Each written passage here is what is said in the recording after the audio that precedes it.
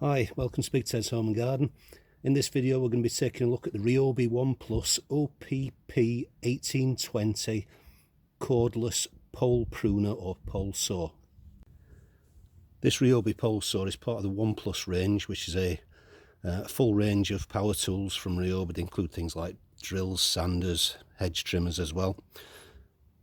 The common element here is the batteries. The batteries are all interchangeable, which is great, which means you can just take one off and plug it into another power tool. Okay, this particular battery is an 18-volt lithium battery. It's not a genuine Ryobi battery. It's bought on Amazon. They're much cheaper than buying the genuine batteries, and so far I've not had any problems with them. They just clip into the bottom like that. To remove them, there's two lugs, one either side, press them and pull.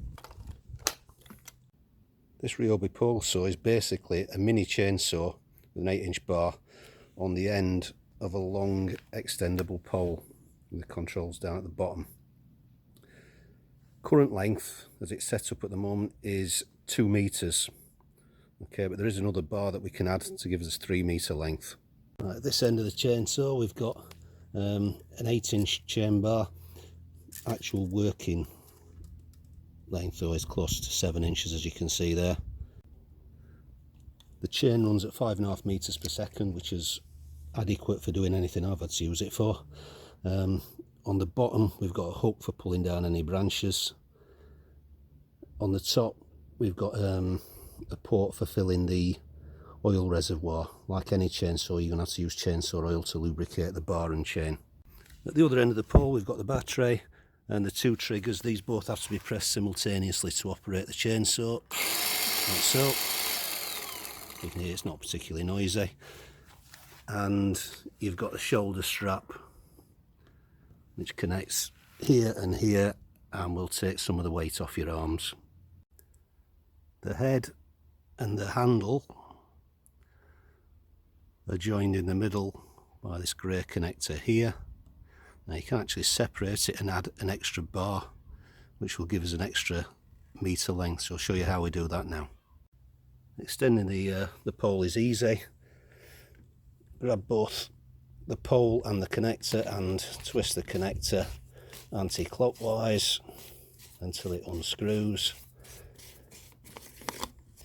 and then pull the 2 parts apart.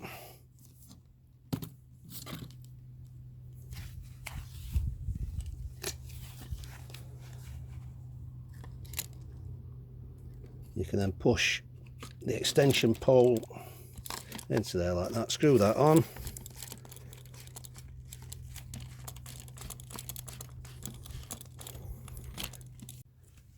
you then do the same to add the head, so push it in and screw it on.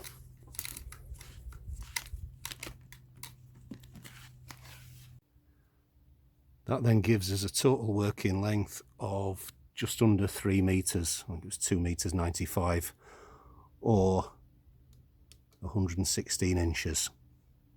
You could, if you'd got one, if you've got a hedge trimmer, add another extension pole in there, which will give you another 3 feet.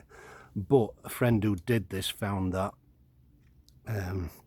with the weight of the head that the poles started to bend. He wasn't very happy with it. To show you the pole saw in action, I've come down to the bottom of the garden. We've got the holly here, and as you can see it's about 4 inches in diameter.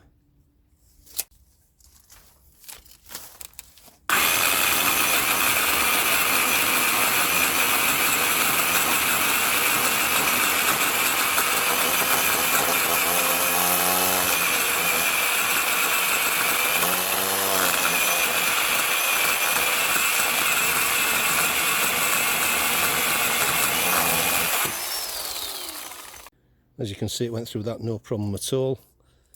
There you go, that's 5 inches by just under 4. You're never going to cut down a giant redwood with this thing, but for most jobs in the garden, this is more than adequate. Pole saws like this are particularly useful for jobs like this, where we've got some tall branches These are about 15 feet high, which are overhanging the road, so what we're going to have to do is take these down in sections.